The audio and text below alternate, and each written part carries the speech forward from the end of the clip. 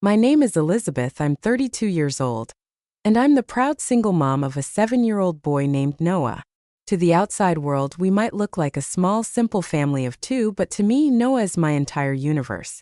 What should have been a simple family dinner to celebrate my cousin Victoria's engagement turned into one of the most humiliating nights of my life. At least it started that way, until the moment her fiancé stood up and changed everything in ways no one expected. Welcome to Revenge Amy. Your support is what keeps us going and allows us to continue telling inspiring stories of justice, healing, and self-worth. Help our channel reach our first 1,000 subscribers by liking and subscribing. Now let's get back to the story. Looking back now, I realize that life wasn't always this complicated. 8 years ago, when I was 24, I was full of ambition and promise. I was in my final year of nursing school, specializing in pediatrics. My professors constantly praised my natural gift with children, saying I had the perfect temperament for a career caring for the youngest and most vulnerable patients.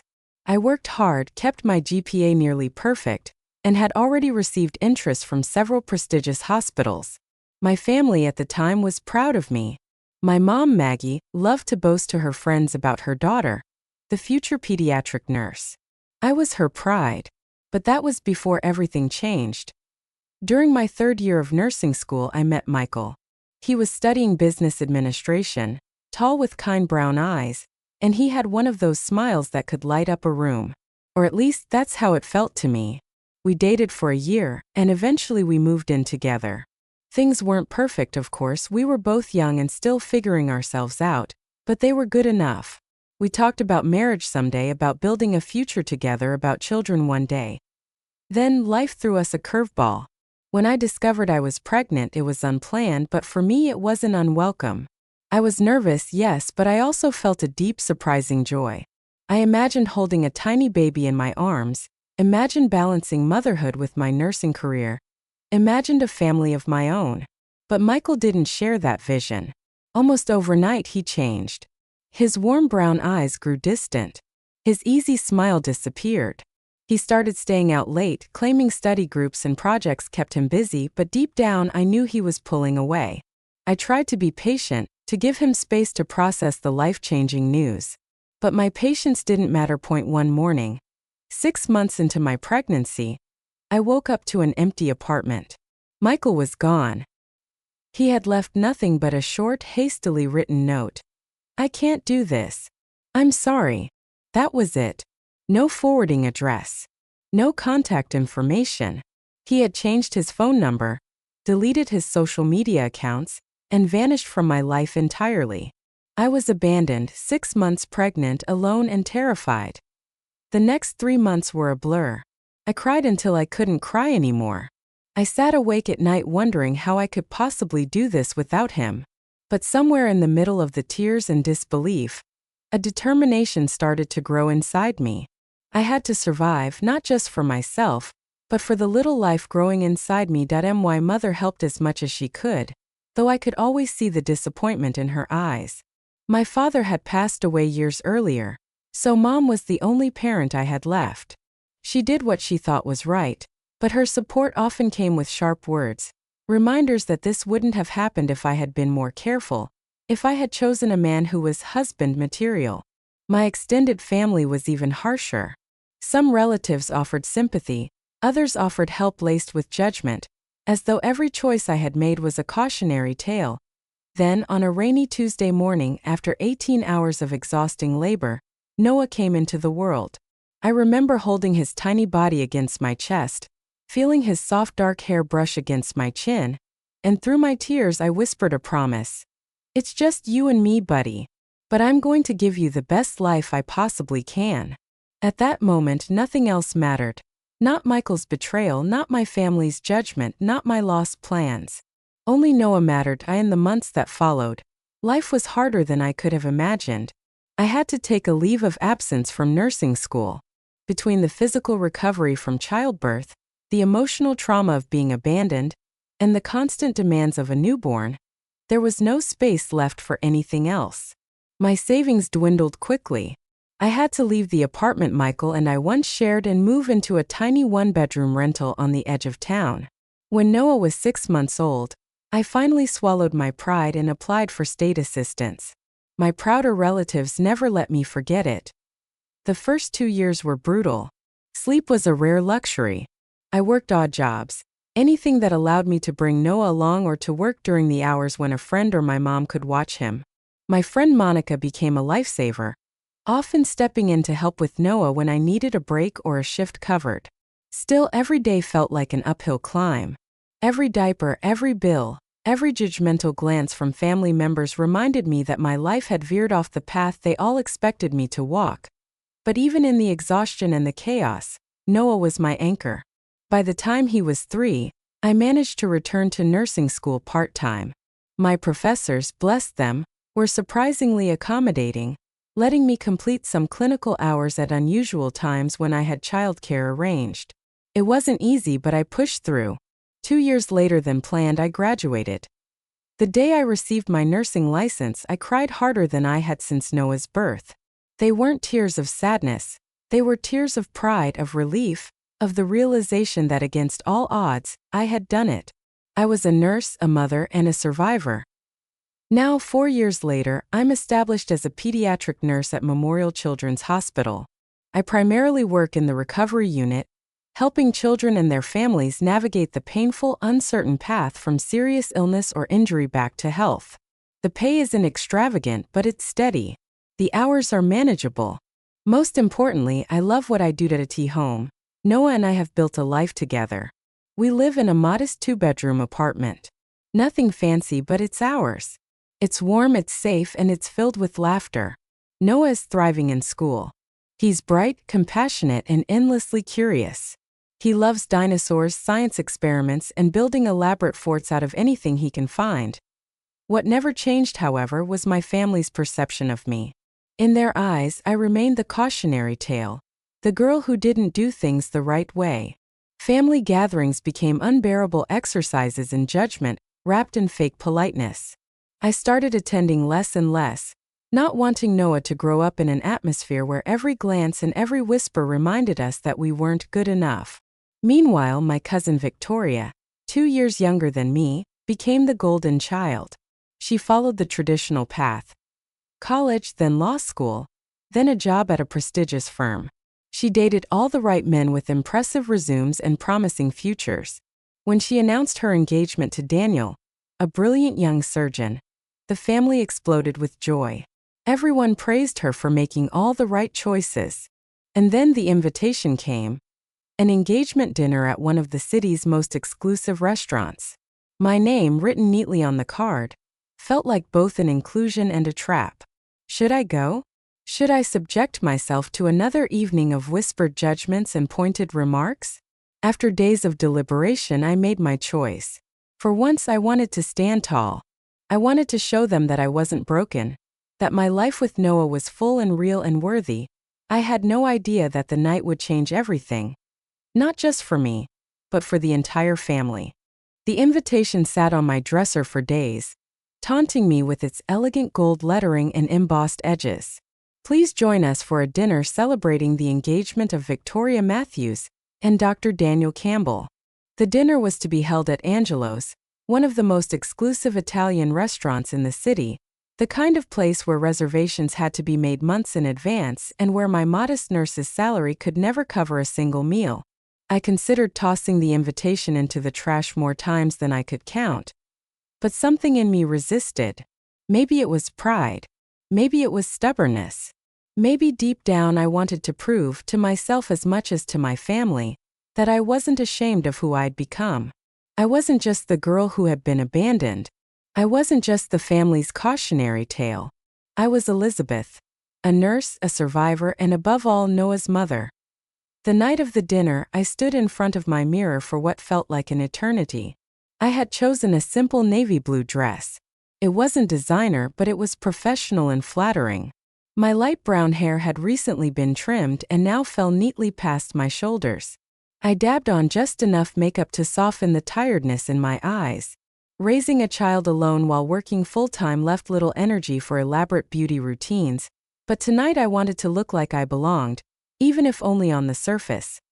"Mommy, you look so pretty," Noah said. appearing in the doorway with his small backpack slung over his shoulder. His innocent eyes sparkled with sincerity, and his compliment was worth more than any approval I could get at that dinner. "Thank you, sweetheart," I said, pulling him into a hug. "Are you excited for your sleepover at Saks?" His grin widened. "We're gonna build a pillow fort and watch dinosaur movies." I kissed the top of his head, inhaling the familiar scent of his shampoo. "That sounds amazing. Be good for Miss Monica, okay? I'll pick you up tomorrow morning." After dropping Noah off at Monica's, I sat in my car outside her house for several long minutes. My fingers gripped the steering wheel tightly as I debated whether to back out at the last minute. I could text Victoria, claim an emergency at work, and avoid the inevitable judgment and sideways glances. But then I remembered Noah's words. "You look so pretty, Mommy." If my 7-year-old could believe in me, then I could at least show up for one dinner. With a deep breath, I started the car and drove toward Angelo's. The valet took my old Honda Civic with a raised eyebrow, clearly wondering how someone driving a 10-year-old car could possibly be dining at this restaurant. I smoothed down my dress, lifted my chin, and walked through the ornate double doors into a world of chandeliers, marble floors, and hushed conversations. The private dining room was already buzzing with familiar voices. Crystal chandeliers cast a warm glow over a long table decorated with white roses and silver accents. An easel by the door bore a sign in elegant calligraphy, reserved for the Matthews Campbell engagement celebration. My mother, Maggie, spotted me first. At 63, she still carried herself with the polished air of the bank executive she had once been. Her silver-streaked hair was perfectly styled, her designer dress easily worth more than my monthly rent. "Elizabeth, you made it," she said, rising to kiss my cheek. Her perfume, familiar from my childhood, triggered a flood of complicated emotions. "You look nice." Her tone suggested surprise rather than genuine praise. "Thanks, Mom. Good to see you." Almost immediately, my Uncle Rick's booming voice carried across the room. "Well, look who decided to show up. The busy single mom found time for family after all." His words drew a ripple of laughter from some relatives. Rick, a wealthy real estate developer, had never approved of my lifestyle, as he called it. To him, I was a walking embarrassment. "Hi, Uncle Rick," I replied with a forced smile. "Wouldn't miss Victoria's big celebration." His wife, Helen, offered me a curt nod. She rarely spoke directly to me, preferring to whisper judgments to others in the family. At the far end of the table sat my grandparents, Harold and Evelyn, both in their 80s but still sharp as ever. Grandma gave me a warm smile, though Grandpa's expression was more reserved. I knew they loved me, but they came from a generation where children came after marriage. No exceptions. I scanned the room, recognizing cousins and family friends. Most gave me polite greetings before turning back to their conversations. The only genuine smiles came from Chloe, my younger cousin who was still in college and had progressive views, and from my brother Matt, who lived out of state. I hadn't expected him to be here, but seeing him made my chest loosen with relief. Matt stood up and pulled me into a hug. "God, it's good to see you, Liz." "You too," I said, clinging to him for a moment longer than usual. "I had no idea you were coming," I admitted. "Last-minute decision," he said with a grin. "Couldn't miss the chance to see my favorite sister." "You only have one," I teased. "Exactly." He winked, pulling out the chair beside him. "Saved you a seat." Moments later, Victoria swept into the room, radiant in a designer red dress that hugged her tall, slender figure. Her blonde hair was styled in perfect waves, her diamond earrings sparkling in the chandelier light. She glided through the crowd, smiling and air-kissing relatives like a practiced socialite. "Elizabeth, you came!" she exclaimed, leaning in for a perfunctory kiss on the cheek. "How's Noah, right? Is that his name?" The fact that she had to confirm the name of my child, her own cousin whom she had met multiple times, spoke volumes. "He's doing great," I replied evenly. "He's 7 now, excelling in school. His teacher says he has a gift for science." "How nice," Victoria said, clearly uninterested. "Daniel should be here any minute. He got held up at the hospital, surgeon's schedule." Her pride in her fiancé's profession dripped from every word. The conversation shifted as servers brought out appetizers, delicate plates of seafood and imported cheeses that probably cost more than my entire grocery budget for the week. I sipped my water, listening as family members chatted about vacations, property investments, and Victoria's upcoming wedding. "We're thinking June at the Westlake Country Club," Victoria said, her voice bubbling with excitement. "Perfect timing," Helen nodded approvingly. "You'll have the summer to enjoy being newlyweds before starting a family the right way." The emphasis on right way was subtle but unmistakable, and I felt the weight of several eyes flicking toward me. I lowered my gaze to my appetizer, the food suddenly tasteless. Matt squeezed my knee under the table, a small gesture of solidarity that meant the world. Just then, a commotion at the entrance drew everyone's attention. A tall man with broad shoulders and dark hair entered the room. He wore a charcoal gray suit without a tie, his confident presence commanding attention instantly. "Sorry I'm late," he announced warmly. "Emergency consultation." Daniel Victoria rushed to his side, wrapping her arm around his waist as though staking her claim. "Everyone, this is my fiancé, Dr. Daniel Campbell." As he greeted family members, Daniel's gaze swept the room and landed on me. For a moment, something flickered in his expression, recognition, confusion, something I couldn't quite place. He quickly looked away, but not before I caught the hesitation throughout the rest of the appetizer course. I noticed him glancing at me again and again. Each time our eyes met, he would shift his focus back to Victoria or whoever was speaking. There was something familiar about him, though I couldn't figure out why at that point.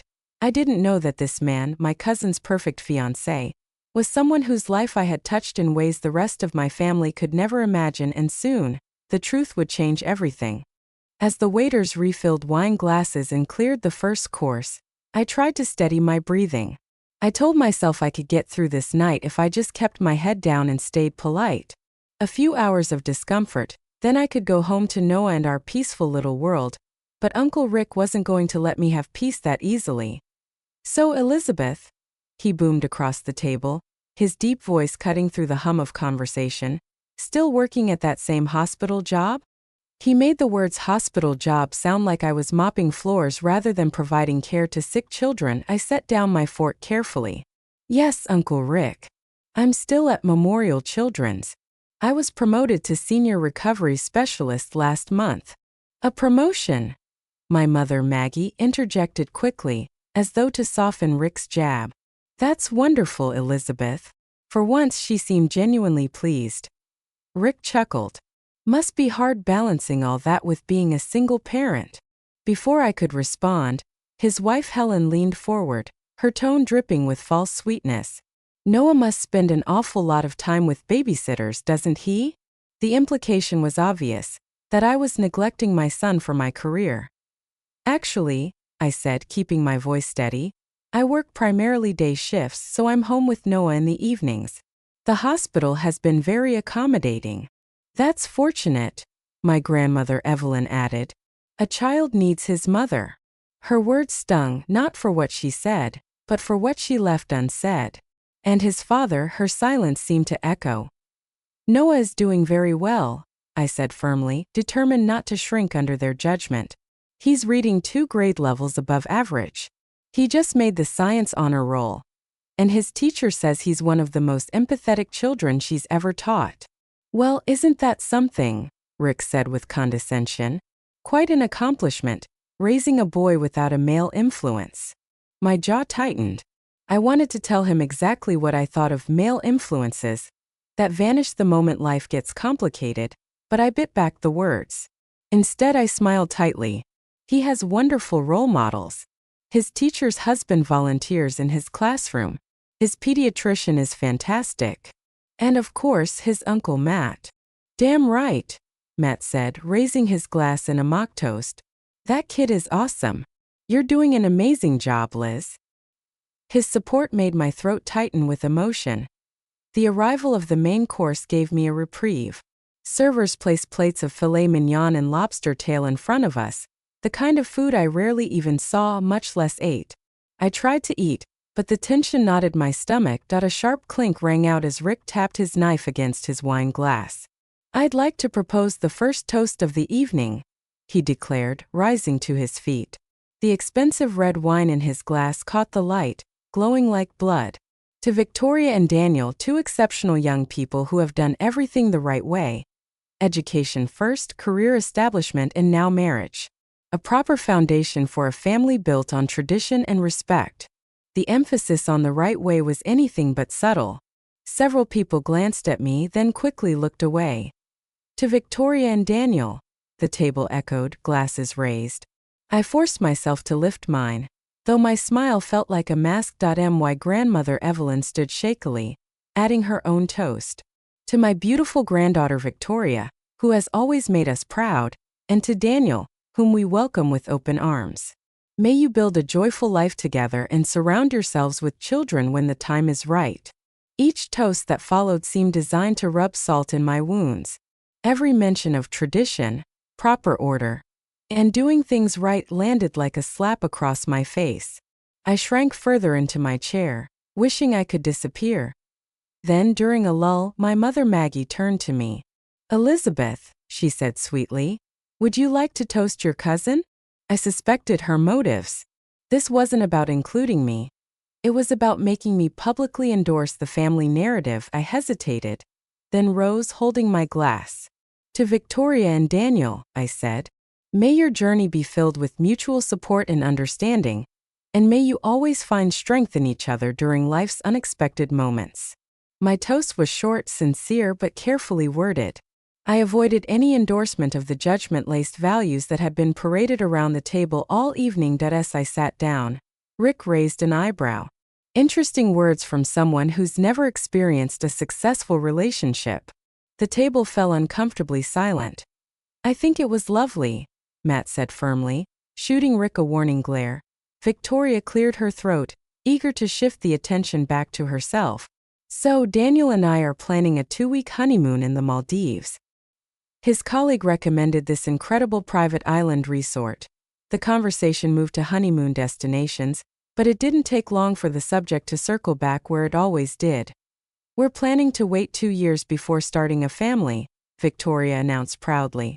"We want to enjoy being married first, and Daniel needs to finish his fellowship."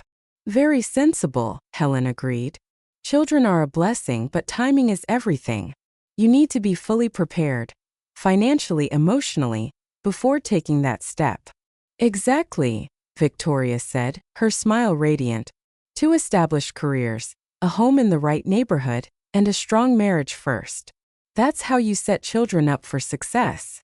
She took a sip of wine, then added with a laugh, "I just hope I never end up like her, single with a kid." The words hit me like a slap. The room erupted in laughter. Awkward but real. I froze, my fork halfway to my mouth.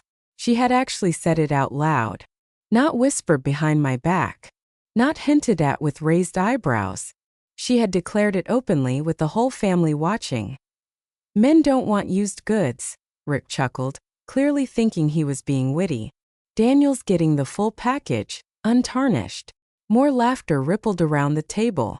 Even my mother let out a nervous chuckle, though she at least had the decency to look uncomfortable. My face burned hot, humiliation spreading from my chest to the roots of my hair. The elegant food before me turned to ash in my mouth. My hands trembled as I set down my utensils. The lights felt too bright, the laughter too loud. My ears roared with blood rushing through them. I dared a glance upward, and found Daniel watching me. His expression was different from the rest.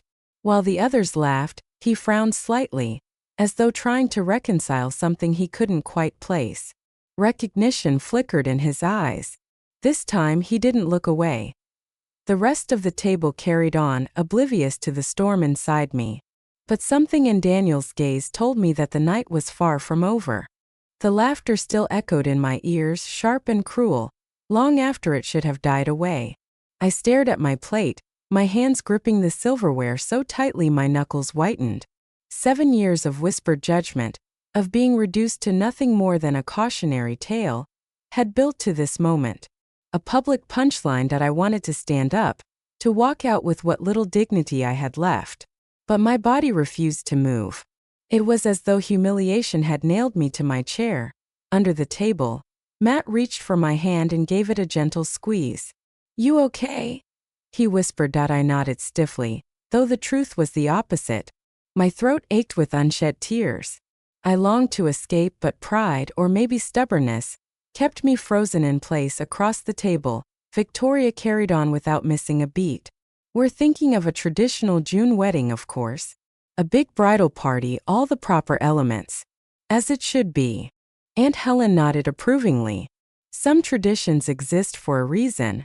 The foundation of society depends on them." I sipped my water, trying to cool the burn in my throat, but inside the pressure was building. And then Uncle Rick decided he hadn't done enough damage. He raised his glass again. "Another toast," he announced, his grin wide and self-satisfied. "To traditions, to family values, to doing things the right way." Glasses lifted around the table.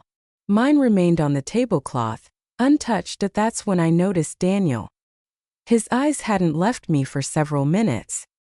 He looked troubled, his brow furrowed, his thoughts clearly far from Victoria's cheerful chatter. When Victoria tugged on his arm, urging him to raise his glass, he obeyed distractedly. But his gaze came back to me, steady and intense. Finally, she turned to him. "Daniel, darling, you should give a toast too." He cleared his throat, still looking distracted. "Yes, of course." I was about to excuse myself, desperate to escape for even a moment, when Daniel suddenly rose from his chair. Instead of staying by Victoria's side, he walked deliberately around the long table. The chatter died instantly. Every eye followed him as he came to a stop directly behind me. Then, to my shock, he placed a hand gently on my shoulder. The touch was light, almost tentative, but undeniably supportive. "I think they should know something," Daniel said, his voice steady and clear in the silence. A ripple of confusion spread through the room. I looked up at him, bewildered. "Daniel!" Victoria's voice wavered, her pitch higher than usual. "What are you doing?" He gave my shoulder a soft squeeze before addressing the room. "Before we continue this dinner, there's something important everyone here needs to know." My mind raced in panic. What could he possibly mean? Had we met before? Was he about to expose me in some new, humiliating way? Daniel took a breath, his expression solemn. 6 months ago, I was in a motorcycle accident on Highway 25. It was raining, visibility was poor, and a car swerved into my lane. I hit the pavement at 50 miles an hour. A murmur ran through the guests. I remembered reading about a crash around that time. "I was rushed to Memorial Hospital with multiple injuries," he continued. 3 broken ribs, a punctured lung, a fractured femur, internal bleeding, and a severe concussion. The trauma team wasn't sure I would make it through the first night. Gasps echoed around the table. Victoria looked stunned. Clearly, she hadn't heard this version of events before. "When I stabilized enough to be moved out of the ICU, I was in bad shape," Daniel went on. "I was in pain, angry, and facing months of grueling rehabilitation. My parents live in Arizona and couldn't come immediately. I was alone." The memory slammed into me. Room 414. A patient named Daniel C. with extensive injuries and no family at his side. I hadn't recognized him without the hospital gown, without the bruises and bandages. But now it all clicked. "One nurse made all the difference," Daniel said, his voice softening. "She went above and beyond her duties. She checked on me more often than required. She explained every procedure with patience. She advocated for me when the standard pain protocol wasn't enough. She sat with me when I couldn't sleep, distracting me with stories about her son." Tears stung my eyes. I remembered those nights. Sitting by his bed telling stories about Noah, his fascination with dinosaurs, the forts he built, the way he made me laugh even when I was exhausted. Daniel's gaze locked on mine. That nurse was Elizabeth. The room froze. My relatives stared at me in disbelief. Daniel turned back to them. "When I needed emergency surgery for complications, she stayed past her shift to make sure I wasn't alone. When I wanted to give up on physical therapy, she brought me an article about a motocross rider who had recovered from similar injuries. She even brought me homemade lasagna one night, decorated with dinosaur stickers her son had added to cheer me up. A strangled sob escaped me before I could stop it. I had completely forgotten about that lasagna. "What you all need to understand," Daniel said firmly, sweeping his gaze across the table, "is that being a single mother hasn't diminished Elizabeth. It's made her extraordinary. The strength and compassion she shows her son. She brings that to every patient under her care." Uncle Rick shifted uncomfortably. My mother covered her mouth with her hand. My grandparents looked stricken.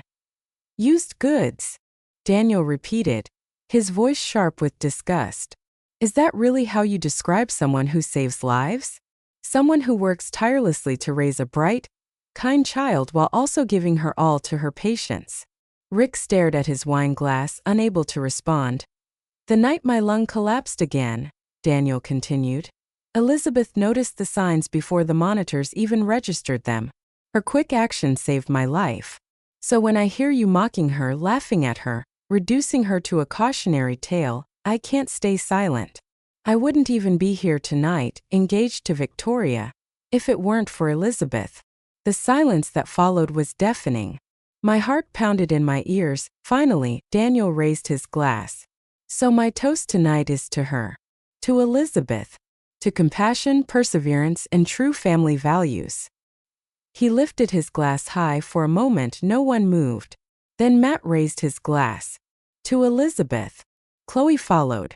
Then my grandmother Evelyn. One by one, every person at the table lifted their glass, even Rick, though his eyes stayed firmly on the tablecloth.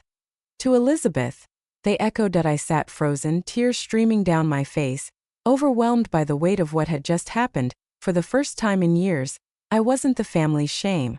I was their hero. The clinking of glasses faded, leaving behind a heavy silence that seemed to press down on the entire room. My tears blurred the crystal and silver before me, but for once they weren't tears of shame. They were tears of release, of finally being seen. For several moments no one dared speak. The servers, oblivious to the emotional earthquake that had just shaken the table, moved quietly around us, clearing plates and refilling glasses. The air was thick with discomfort, guilt, and unspoken questions. It was Victoria who broke the silence, her voice higher than usual. "Well, what a coincidence." She let out a hollow laugh that echoed uncomfortably. "Daniel, you never mentioned this before." Daniel, calm and composed, returned to his seat beside her. "I didn't realize until tonight. I knew you had a cousin named Elizabeth, but you rarely spoke about her, except in ways that didn't match the person I remembered." The color drained from Victoria's face. She shifted uncomfortably, clearly torn between jealousy over Daniel's words and embarrassment at her own dismissive attitude.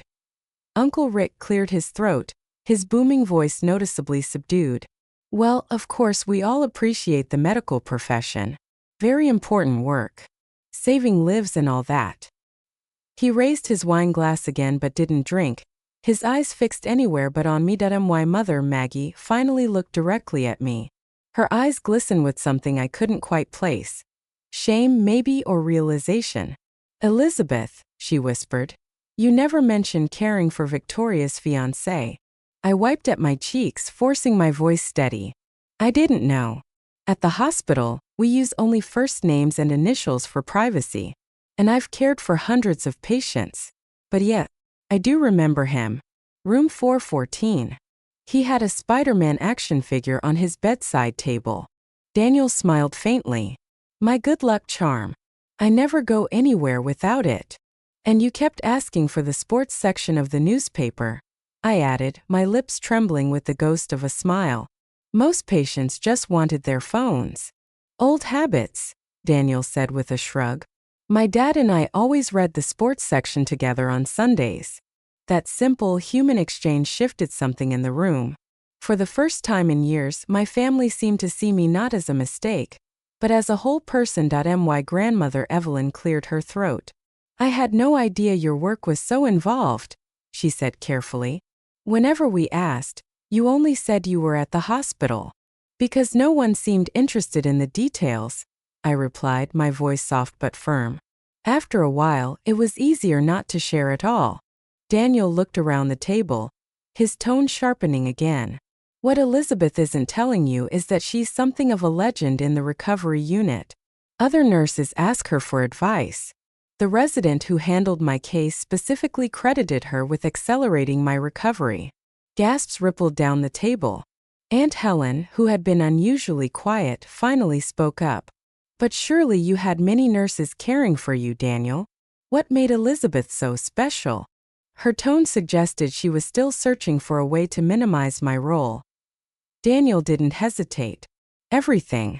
When you're vulnerable, in pain, afraid, you notice who sees you as a person and who sees you as just another patient. Elizabeth was always present. She caught changes in my condition before machines did. She advocated for me when protocols failed. And she treated me with dignity. He glanced at me warmly. I'll never forget the way you reframed my embarrassment about needing help, by telling me about Noah's school accident and reminding me that bodies are just bodies, and needing care doesn't make us less human. For the first time that evening, Uncle Rick's eyes met mine. There was something in his expression I had never seen before. Doubt, Daniel continued. When I was missing my mother's birthday in Arizona, Elizabeth helped me order flowers online. When she learned I missed real food, she brought me a homemade meal. She didn't have to do any of that. But she did. And it mattered more than I can ever explain. I swallowed hard, struggling to breathe through the lump in my throat. I didn't realize, Maggie whispered again. Because you didn't try to, I said gently but firmly. Years of swallowed truth rose in my chest, demanding release. I set down my napkin and stood, my hands trembling slightly but my voice clear. For 7 years I've been the family's cautionary tale. The example of what not to do. Do you have any idea what it feels like to bring your child to family gatherings, knowing he's being judged through that same lens? No one spoke. Eyes dropped to the tablecloth. When Michael left, I was terrified. I continued. I was 6 months pregnant, alone and broke. That was when I needed my family most. Some of you helped and I am grateful for that. But that help always came with judgment. With constant reminders that I had brought it on myself. My mother's eyes filled with tears. We were concerned, Elizabeth. We wanted better for you. Did you? I asked softly. Or were you more concerned with what people would think? With protecting the family image? Rick shifted in his seat, visibly uncomfortable. Family values matter, he muttered. Structure matters for children. You're right, I said, surprising him. Structure does matter. That's why I built it for Noah. I created routines. I went back to school. I built a home for us. But none of you saw that. You only saw what was missing, not what was present. Matt gave me a subtle nod, silently urging me on. Do you want to know what single motherhood really looks like? I asked, scanning the table. It's cooking dinner while checking homework. It's working extra shifts to afford an apartment in a safe school district. It's being both the disciplinarian and the comforter. It's lying awake at night wondering if you're enough. I paused, my voice catching. It's explaining to your 5-year-old why his father isn't in the class pictures for Father's Day. It's creating new traditions when the old ones don't fit.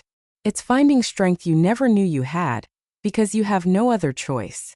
My grandmother Evelyn reached for my grandfather Harold's hand, her eyes shining. We didn't understand, she said softly. No, I corrected, not unkindly. You didn't try to understand. You decided who I was without ever asking. The weight of my words settled over the table. For once, no one interrupted. Then my brother Matt raised his glass again. She's right. I've visited Elizabeth and Noah more times than I can count. Their home is filled with more love and stability than most two-parent households I know. The silence that followed was heavy but different from before. It wasn't cruel or mocking, it was contemplative. For the first time in 7 years, I felt like the cracks in the family narrative were beginning to show. For a long moment after my words, no one spoke. The clink of silverware and murmur of waiters in the background sounded oddly loud against the silence that hung over the table. My chest rose and fell with the effort of breathing. The weight of years of unspoken truth finally released. It was Daniel who broke the quiet, his voice calm but firm. In medicine, we talk a lot about resilience factors, about what helps people recover from trauma. Family support is one of the strongest, but when that support is conditional or absent, recovery becomes 10 times harder. The Elizabeth I knew in the hospital, she was resilient beyond measure. Imagine how much more she could have accomplished if she had her family standing fully behind her instead of standing in judgment. His words landed with precision. I saw faces shift around the table. Surprise, shame, dawning realization. Victoria cleared her throat, her diamond earrings catching the light as she shifted uncomfortably. I never really thought about it from your perspective, Elizabeth, she admitted, her voice quieter than usual. I was so focused on doing everything the right way that I never considered there might be more than one right way. Her admission, though small, felt monumental. I can't change the past 7 years, I said, my voice steadier now. Neither can any of you. But moving forward, I need to know that if Noah and I are part of this family, it's on terms of respect and acceptance. Not pity, not tolerance, and definitely not judgment. At the far end of the table, my grandfather Harold cleared his throat. His voice was rough, weathered with age. I'm an old man, he said slowly, set in old ways. But even an old dog can learn new tricks. I'd like to meet my great-grandson properly. No judgments. Just to get to know him. My grandmother Evelyn squeezed his hand, her eyes soft with regret. We've missed too much already. Tears threatened again, but this time they weren't from humiliation. Noah would love that, I said quietly around the table. A ripple of voices followed. Chloe, my younger cousin, spoke up with characteristic boldness. Honestly, Elizabeth, I've always looked up to you. You're stronger than anyone gives you credit for. I'd love to babysit Noah sometime, or even just hang out with him. He sounds awesome. My brother Matt grinned. Careful, Chloe. You'll have competition. Being Uncle Matt already makes me the favorite. Laughter broke through, this time warm, not cruel. Even Uncle Rick, whose earlier jabs had cut deepest, looked unsettled. His usual swagger was gone. He fiddled with his cufflinks before muttering, Well, maybe I've been too harsh. You've done well with the boy, Elizabeth. It wasn't much, but from him, it was the closest thing to an apology I'd ever heard. My mother Maggie reached for my hand across the table. Her fingers trembled. I thought I was helping by pushing you toward a more traditional path, she admitted, tears in her eyes. I thought if I reminded you of what you'd lost, you might try harder to replace it. I see now I was wrong. I should have seen the life you were building, not the one you didn't have. I squeezed her hand gently. I never needed a replacement father for Noah. What I needed was for my family to acknowledge that I was doing okay, that we were okay. She nodded, her tears slipping freely now. I'm sorry, Elizabeth. Truly. The mood at the table had shifted. Where there had once been smug superiority, there was now humility, reflection, even admiration. The servers brought out dessert, individual glasses of tiramisu, and for the first time all evening I actually tasted the food in front of me. The conversation that followed was different, too. Instead of boasting about investments and wedding venues, relatives turned their questions to me. What's Noah into these days? My grandmother Evelyn asked. Dinosaurs, I said with a smile. He can tell you the difference between a triceratops and a styracosaurus without missing a beat. That sounds remarkable, she said warmly. I'd like to see him present his science project someday. I'd like that too, I admitted, my chest loosening with relief. Even Rick surprised me. You know, my company's developing a new community center with a science wing. Maybe Noah would like to come see the construction site sometime. Kids usually enjoy big equipment and hard hats. His voice was awkward, but sincere. I blinked at him, momentarily stunned. He'd love that. As the night wound down, the tone was entirely different. Instead of enduring thinly veiled insults, I was fielding genuine curiosity. Instead of shrinking under the weight of disapproval, I found myself sitting taller, my voice more confident. Victoria, for her part, remained quiet. She sat beside Daniel, her posture rigid, her smile tight. But every now and then I caught her stealing glances at me, thoughtful, conflicted, even envious. For once, she wasn't the center of attention. And perhaps she realized that her fiancé admired something in me she had never valued herself. Resilience. When coffee was served, my grandfather Harold raised his cup. "A toast," he said solemnly, "to new beginnings, to understanding each other better, and to second chances." We all lifted our cups. "To new beginnings," the table echoed as I sipped. I felt Daniel's gaze on me again. He gave me a small knowing smile, a silent acknowledgement of the shift he had helped spark. I smiled back, gratitude swelling in my chest. For the first time in 7 years, I felt like maybe, just maybe, Noah and I could belong here. 3 months later, my apartment looked livelier than it ever had. The small living room, usually just Noah and me, now bustled with voices and laughter. Plates of food covered the dining table, sunlight streamed through the windows, and for the first time in years I was hosting a family gathering. "Mom, do you think Grandma will like my science project?" Noah asked earnestly, holding up the solar system model he had worked on all week. The planets, painted carefully, hung from wire in a perfect orbit. "She's going to love it," I assured him, smoothing his hair back. "And Grandpa Harold specifically asked if you'd explain how it works." His chest puffed with pride, his little shoulders straightening as though he were about to present at a conference. "I'm ready," he said firmly. The doorbell rang, and Noah darted to answer it. We'd practiced that he needed to check with me first before opening the door, so he looked back. I nodded, and he swung the door open. "Grandma Maggie!" he exclaimed at my mother swept in, balancing a casserole dish in her hands. "There's my little scientist," she said, setting down the dish and bending to hug Noah tightly. The easy affection between them was still new enough to make my throat tighten.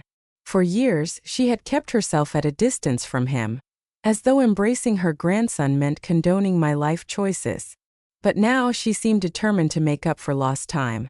Calling him daily, babysitting when I had late shifts, even sitting through his dinosaur documentaries with genuine interest. Behind her came Matt, grinning as always with a new girlfriend in tow. "Elizabeth," he said, kissing my cheek, "this is Emma. She's been dying to meet you after hearing about the infamous engagement dinner." "Infamous?" I said, laughing. "Your legend is spreading," he teased. Soon after, my grandparents Harold and Evelyn arrived, moving slower than they once had but insistent on attending. They hugged Noah with surprising enthusiasm, both asking about his schoolwork, his favorite books, and what he wanted to be when he grew up. Watching them, I couldn't help but feel the ache of lost years, but I reminded myself that at least now, they were here. Then came the most surprising knock of all. Rick stood at the door alone. "Uncle Rick," I greeted cautiously. "Elizabeth," he said, clearing his throat. "Nice place you've got here. Very homey." The compliment looked like it cost him effort, but his sincerity was unmistakable. "Thank you," I replied, deciding to accept it for what it was. Noah peered around my legs. "I built a model of the solar system. Want to see?" Rick blinked, taken aback, then smiled faintly. "Lead the way, young man." The two of them disappeared into Noah's room, and my mother leaned toward me, whispering, "He's trying. It's not easy to admit you were wrong for 7 years." I nodded slowly, watching the door Noah had just closed. "I know.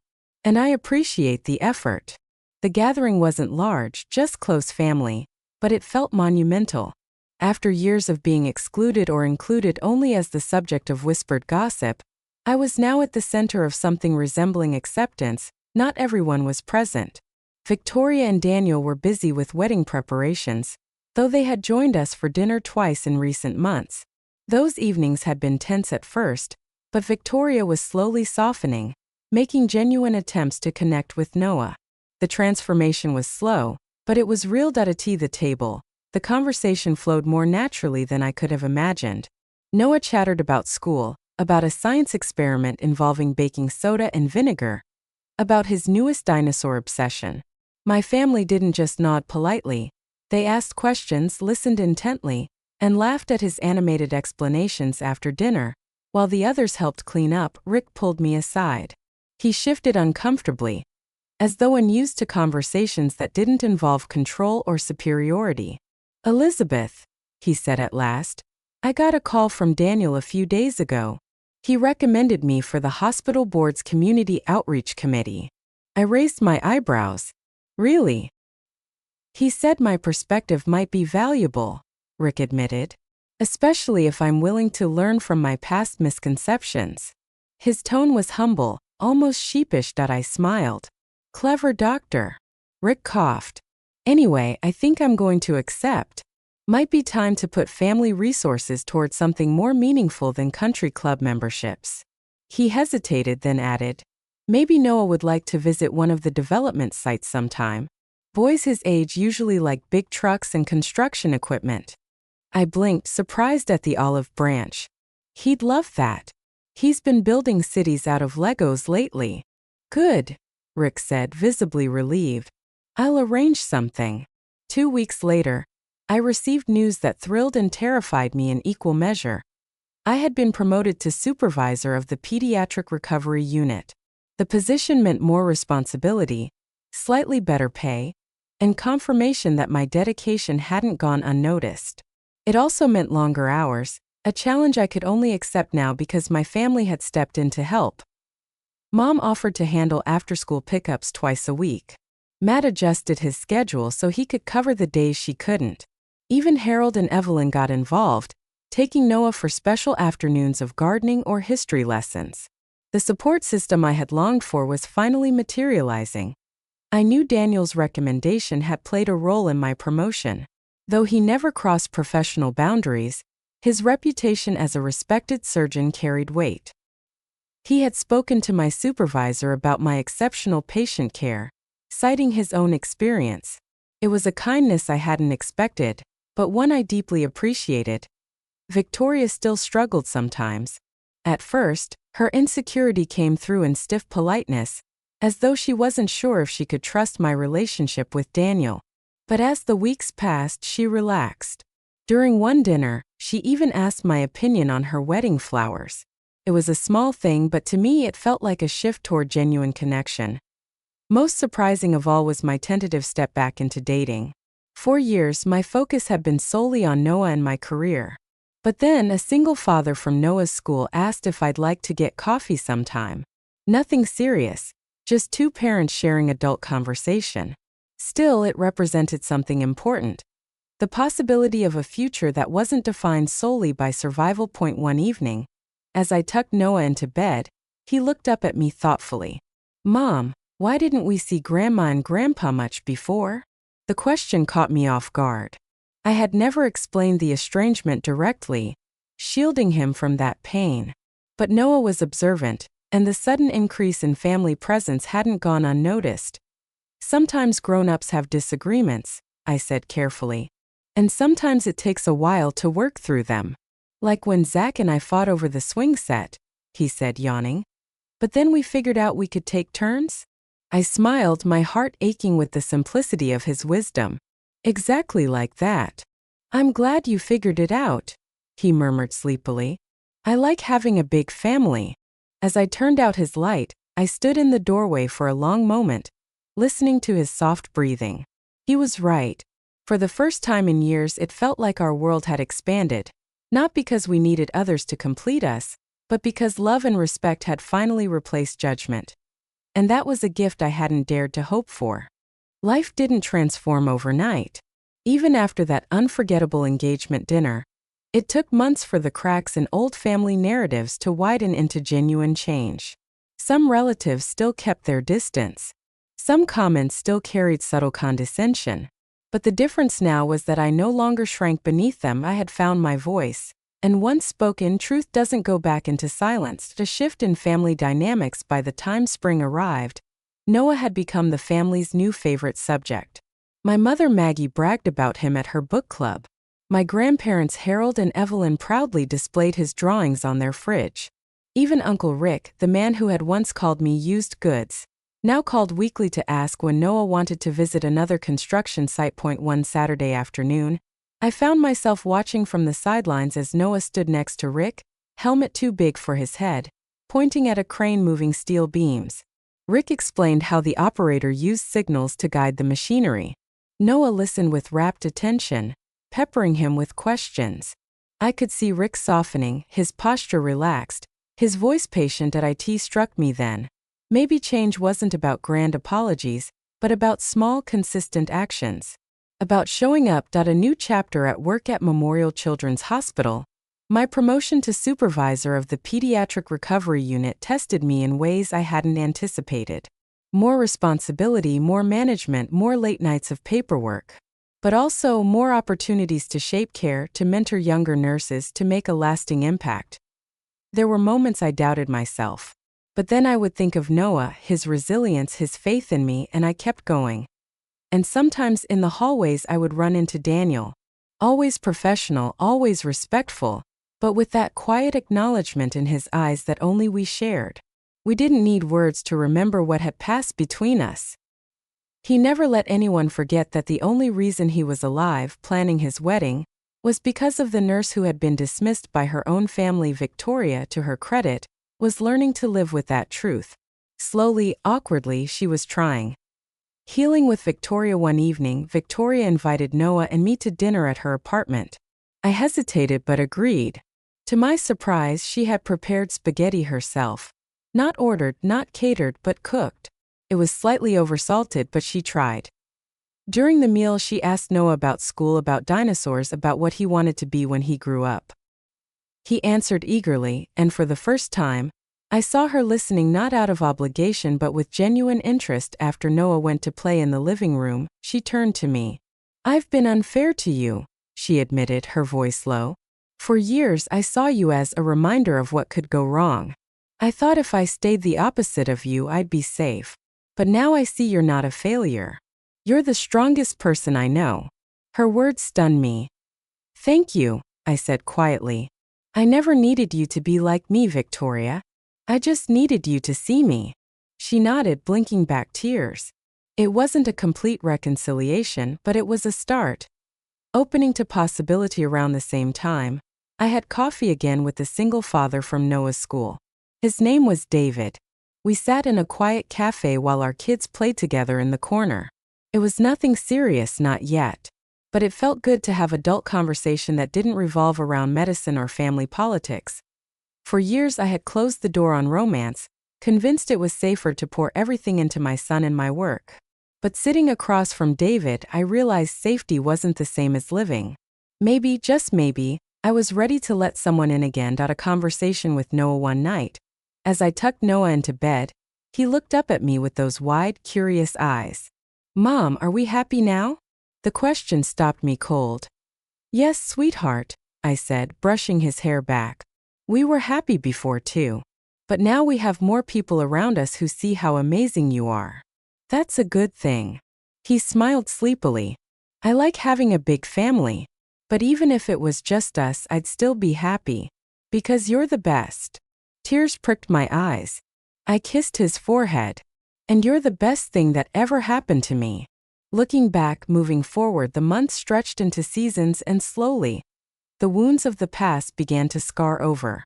The scars would always be there, but they no longer defined me. I had learned something vital through all of it.